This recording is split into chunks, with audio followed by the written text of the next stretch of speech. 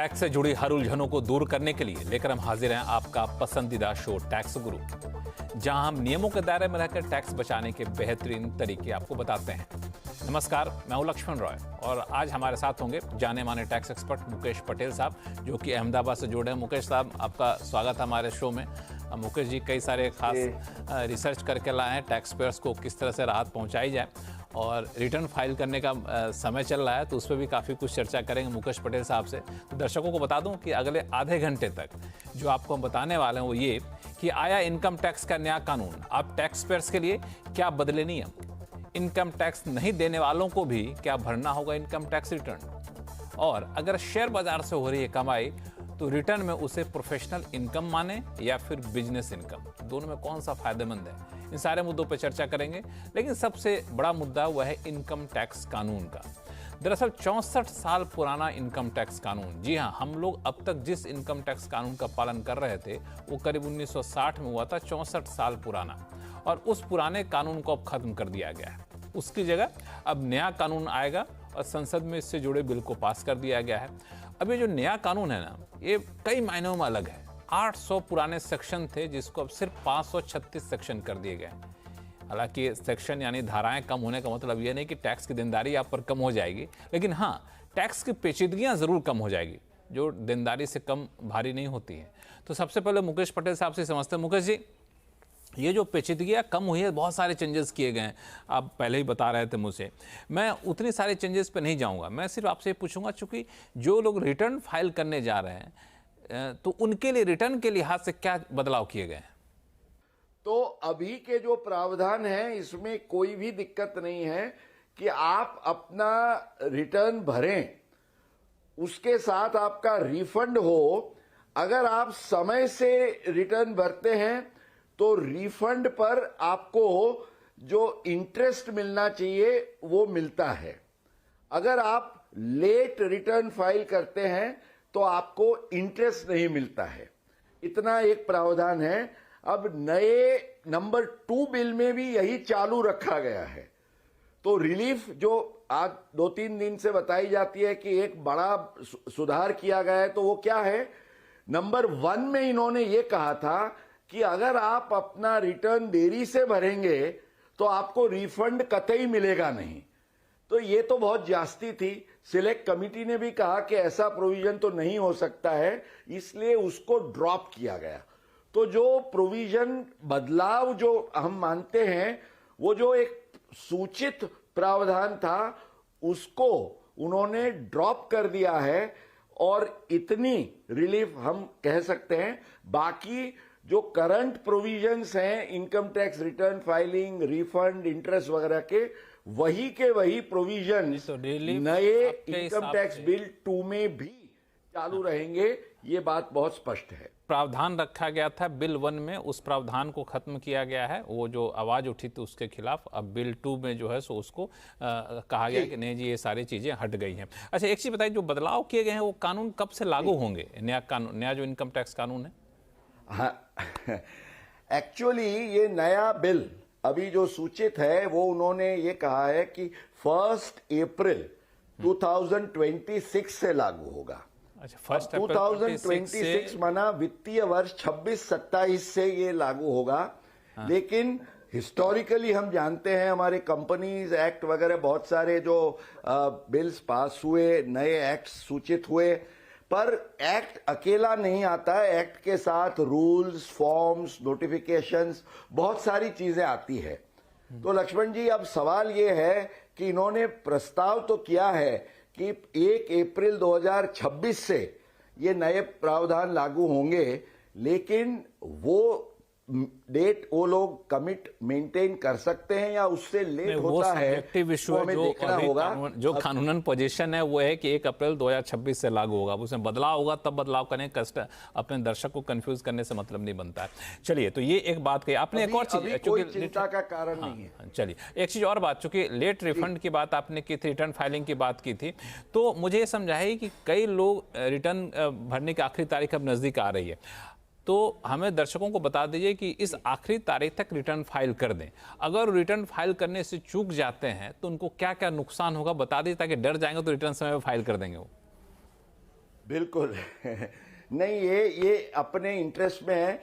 लोगों को ये समझना है कि अगर वो लेट होते हैं तो जैसे मैंने आगे डिस्कस किया, आपका रिफंड बनता है तो उस पर आपको इंटरेस्ट नहीं मिलेगा, वो तो एक नुकसान होगा ही होगा। इसके सिवा आपको टैक्स नहीं भी भरना है, मान लीजिए रिफंड ही लेना है या टैक्स या रिफंड कुछ भी नहीं है, पर आपका इनकम टैक्स का ऑब्लिगेशन है रिटर्न भरने का और आप लेट भरते हैं, तो एक सेक्शन 234F में आपको 5,000 रुपया का फाइन लगाने का प्रावधान है। और अगर 5 लाख से कम है आपकी टोटल इनकम तो 5,000 के बजाय 1,000, तो कम से कम 1,000 और मैक्सिमम 5,000 के फाइन के लिए आपको तैयार रहना है। और अगर आपको टैक्स चुकाना है तो उस पर प्रति मास 1% पर मंथ के हिसाब से 12% पर एनम के हिसाब से आपको लेट फाइलिंग का इंटरेस्ट भी चुकाना होगा। और आपका कोई कैरी फॉरवर्ड ऑफ लॉस होता है तो लक्ष्मण जी वो कैरी फॉरवर्ड ऑफ लॉस का भी फायदा आप घुमाएंगे। फॉरेन टैक्स क्रेडिट लेनी है तो उसका भी फायदा घुमाएंगे। तो ये सबके हित में है कि आप समय पे अपना आईटीआर फाइल करें तो ही आप सब तरीके से सुरक्षित रहेंगे। ये तो बहुत ही नुकसान है जो लोग समय पे रिटर्न फाइल नहीं करेंगे। तो इसलिए भाई साहब नज़दीक आ रही है तारीख, आप फाइल कर दीजिए। इससे बेहतर ये नहीं है कि भाई ट्विटर पे मुहिम चलाएं कि एक्सटेंड करिए, डेट एक्सटेंड करिए। फाइल कर दीजिए, अच्छा रहेगा। आखिरी समय का इंतजार ही मत करिए, क्योंकि वेबसाइट पर लोड बढ़ जाता है तो कई बार फाइलिंग करने में दिक्कत आती है। तब इस समय फाइल करिए, वरना ये सारे नुकसान जो मुकेश पटेल साहब बता रहे थे वो सब झेलना पड़ सकता है। एक चीज़ और आपके मन में ये अगर हो, दर्शकों से कहना चाहूँगा कि हम तो इनकम मेरी बहुत कम है, इनकम टैक्स की लिमिट में नहीं आते हैं, तो रिटर्न क्यों फाइल करना। तो ऐसे कई लोग मन में कन्फ्यूजन होता है। लेकिन एक कन्फ्यूजन दूर करूंगा कि जिनकी आमदनी इनकम टैक्स के दायरे में नहीं आती है, क्या उनको भी रिटर्न फाइल करना जरूरी है क्या? ये चर्चा मैं करूंगा मुकेश पटेल साहब से आगे चलकर शो में। लेकिन फिलहाल कई सारे कॉलर हमारे साथ जुड़ चुके हैं। सबसे पहले चलते हैं गुरुग्राम, जहां से अशोक प्रकाश जी हमारे साथ जुड़ चुके हैं। अशोक जी नमस्कार, कैसे हैं आप? प्रणाम लक्ष्मण जी प्रणाम साहब, मेरा प्रणाम आप दोनों को जी। प्रणाम अशोक जी। हेलो जी, बताएं, आपकी आवाज आ रही है, क्या सवाल आपके पास? हाँ जी बोलिए। कैपिटल गेन के ऊपर है। मैंने अपना घर रेजिडेंशियल हाउस बेचा है और मेरे 2 बच्चे, एक बेटा एक बेटी। अब दोनों को मैं एक फ्लैट लेके देना चाह रहा हूँ, पर बगैर बैंक लोन के मैं नहीं दे पाऊंगा। बैंक वाले कहते हैं कि आप 77 के हो चुके हैं, आपको हम लोन नहीं देंगे, सिर्फ बच्चों को लोन देंगे। तो जो बच्चे अब घर खरीदेंगे उसमें मेरा नाम नहीं होगा, सिर्फ बच्चों का नाम होगा बैंक की वजह से। तो ऐसे मैटर में कैपिटल गेन एग्जेम्पशन मिलेगा या नहीं मिलेगा? मुकेश जी। हाँ लक्ष्मण जी, ये बहुत ही इंटरेस्टिंग क्वेश्चन है और इनके जैसे प्रश्न बहुत सारे हमारे खास तौर से जो एजेड सीनियर सिटीजन्स होते हैं उनके लिए ये खड़ा होता है। अब इसमें 2 बातें आपको बता दें। सबसे पहले तो आपका जो कैपिटल गेन है वो 2 करोड़ रुपए के दायरे में है, इसलिए आपको जो हम कहते हैं कि 2 फ्लैट आप जो ले रहे हैं अपनी एक प्रॉपर्टी बेच के, तो वो आप जरूर कर सकते हैं, इसमें कोई दिक्कत नहीं है। अब आपको ख्याल ये रखना है कि आपका नाम आपको रखना है। सवाल यह है आप अपने बेटे या बेटी का भी रख सकते हैं या नहीं साथ में, क्योंकि लोन आप उनके नाम से ले रहे हैं। तो मेरी आपसे एडवाइस ये है कि आपका नाम निकाल मत दीजिए, आपका नाम रखिए, क्योंकि आप भी कुछ निवेश तो कर ही रहे हैं घर में। जो मान लीजिए जो भी आपका कैपिटल गेन का अमाउंट है या जो सेल कंसिडरेशन आया है वो तो आप लगाएंगे। फॉर द एडिशनल अमाउंट आप अपने बच्चों के नाम से लोन ले रहे हैं, तो take both the flats in the joint names, कि जहां आपका भी नाम रहे और आपके बच्चों का भी, दोनों में एक एक करके नाम रहे। पहले इसके बारे में झगड़े हुआ करते थे, जब इनकम टैक्स डिपार्टमेंट ये कहता था कि भाई टैक्स पेयर ने ये बेचा तो टैक्स पेयर के नाम से ही संपूर्ण निवेश होना चाहिए। लेकिन बहुत सारी हाई कोर्ट्स और ट्रिब्यूनल्स ने इसके बारे में एक broader view in favour of the tax payer लेते हुए ये कहा है कि भाई टैक्स पेयर का नाम के साथ अगर उसके कोई क्लोज रिलेटिव हो, उसकी वाइफ हो, सन हो, डॉटर हो, उसका नाम भी जॉइंट में रखते हैं आइदर फॉर लोन पर्पस और फॉर स्मूथ सक्सेशन वगैरह के हेतु से, तो उसमें कोई ऑब्जेक्शन नहीं हो सकता है और आपको सेक्शन 54 की रिलीफ भी मिलेगी। तो इसको ध्यान में रखते हुए आप अपना प्लानिंग करिए। लक्ष्मण जी चलिए, तो कोई दिक्कत तो नहीं यहाँ पे? दिक्कत है, अशोक बैंक प्रकाश मुझे लोन नहीं देगा। हेलो, नहीं, ऐसा आप अपना नाम भी रखिए। यूसी बहुत सारे केस आपको बैंक को समझाना होगा क्योंकि आप भी निवेश कर रहे हैं। जॉइंट प्रॉपर्टी रखिए ना, आपका रखिए निवेश और आपके सन और डॉटर का भी रखिए। आपका इन्वेस्टमेंट तो हो ही जाता है, आपको इनकम टैक्स का फायदा मिलेगा और बैंक जो है वो लोन जरूर दे सकता है to the extent of the responsibility taken by your son and daughter. I think right out there should be no problem. ये तरीका है जिस तरीके के जरिए आप लोन ले सकते हैं। और चूंकि इनकम टैक्स से प्रावधानों का जिक्र यहाँ पे किया मुकेश पटेल साहब ने, कई सारे ऑर्डर भी हैं जिसका हवाला यहाँ पे दिया है। इस भी चलते हैं भुवनेश्वर, जहाँ से आशुतोष प्रधान जी का फोन कॉल आया हुआ है। आशुतोष जी नमस्कार। जी नमस्ते। नमस्ते, बताएं सर क्या उलझन है आपकी? सर मेरा ये सवाल है, मेरी माँ जो है वो 72 साल की एक रिटायर्ड गवर्नमेंट एम्प्लॉई है। अच्छा। उन्होंने रिटायरमेंट बेनिफिट से 40 KVP खरीदा था, किसान विकास पत्र 40 नंबर का, और उसका जो मतलब खरीदा था 2016 में। ठीक है। अभी 24-25 फाइनेंशियल ईयर में उसका इंटरेस्ट आया है 4,880 रुपया करके। ठीक है। तो ये जो इंटरेस्ट है 4,880 रुपया का, उसका मतलब उसमें हमको कोई एग्जेम्पशन या टैक्स रिबेट वगैरह कुछ मिल सकता है कि, क्योंकि 8 साल 7 महीने बाद ये जो आया है इंटरेस्ट, इसके लिए मेरा सवाल है। मुकेश जी। जी देखिए, आपके लिए सबसे पहले मुझे एक सवाल ये पूछना है। आपकी माताजी जो है in the earlier years, retirement के बाद ये पिछले सालों में उनका रिटर्न वो भरते रहे या रिटर्न नहीं भरते थे? सर रिटर्न भरते रहे हैं। उनका रिटर्न भरता था या नहीं भरता था? हाँ जी, रिटर्न भरता था। अच्छा, और उसमें आपने ये केवीपी का इंटरेस्ट दिखाया नहीं है?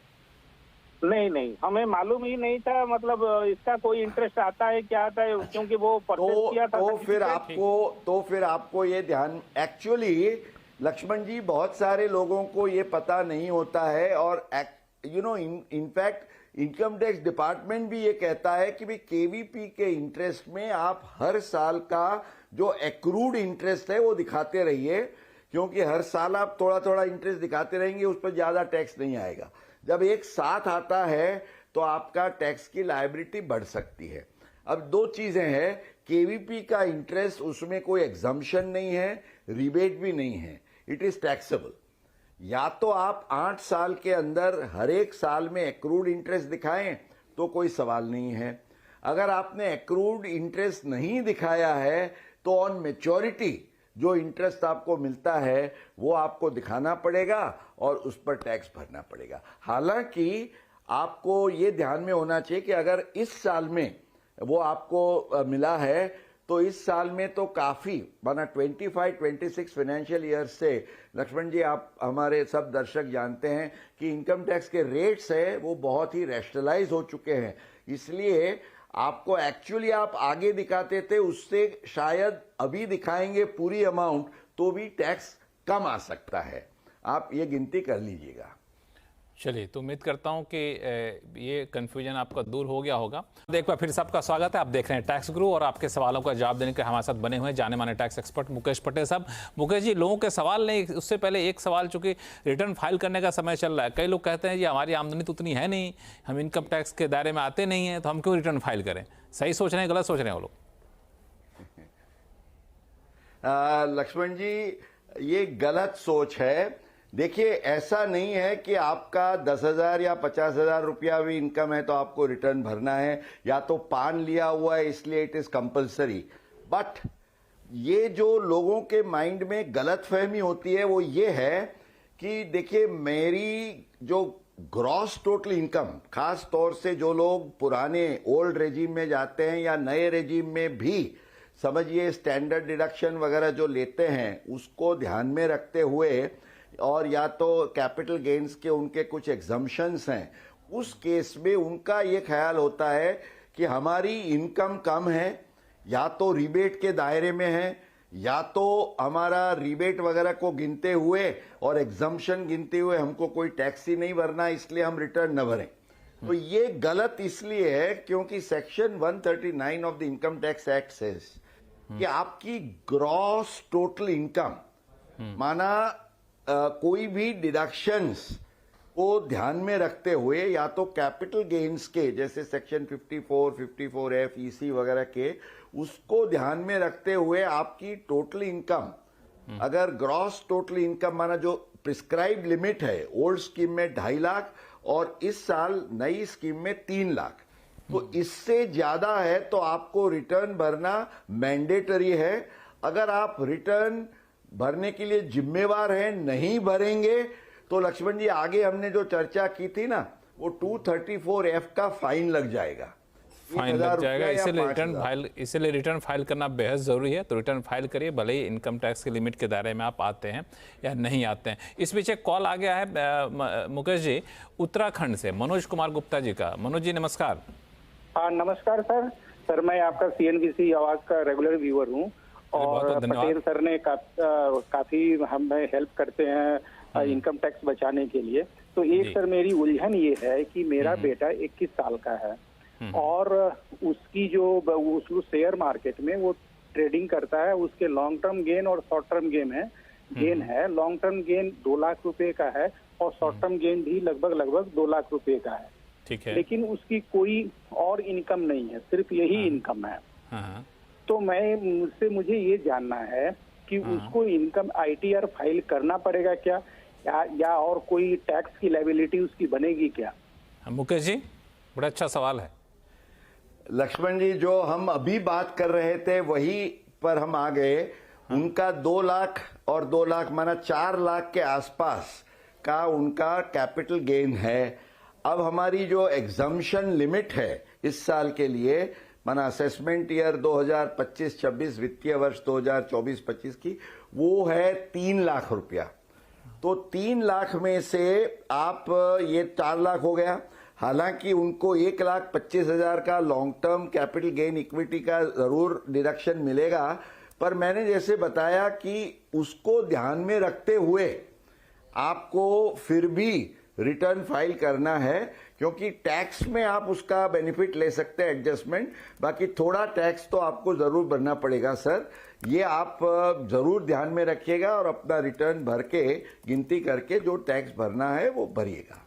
चलिए उम्मीद करता हूँ कोई कंफ्यूजन यहाँ पर नहीं होगा। एक छोटा सवाल लेते हैं मुकेश पटेल साहब। डॉक्टर हारून साहब हैं, डॉक्टर मोहम्मद हारून, ये कोलकाता के हैं। इनका ईमेल आया है, बड़ा इंटरेस्टिंग सा है कि डॉक्टर की प्रैक्टिस से इनको कमाई होती है।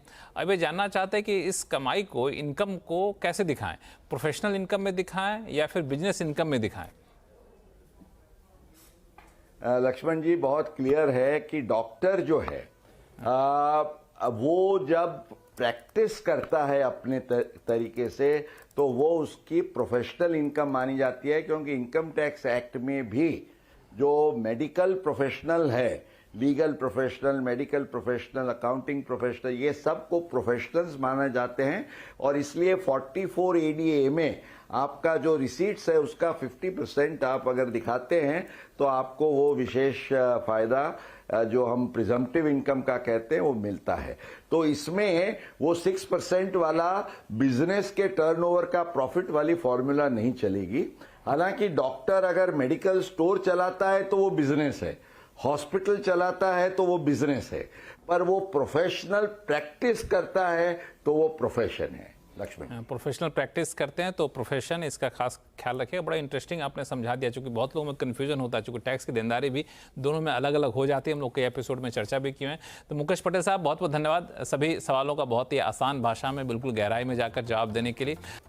तो आपके पास कोई भी सवाल हो, चाहे इनकम टैक्स से जुड़ा हुआ हो या फिर जीएसटी से, तो आप हमें लिख भेजिए tax@moneycontrol.com पर। अपना सवाल जब लिखें तो अपना नाम और मोबाइल नंबर लिखना ना भूलें, ताकि ऐसे सीधे आपको टैक्स गुरु से आपकी बातचीत करवा सकूं। तो टैक्स गुरु में फिलहाल इतना ही। देखते रहिए CNBC आवाज। नमस्कार।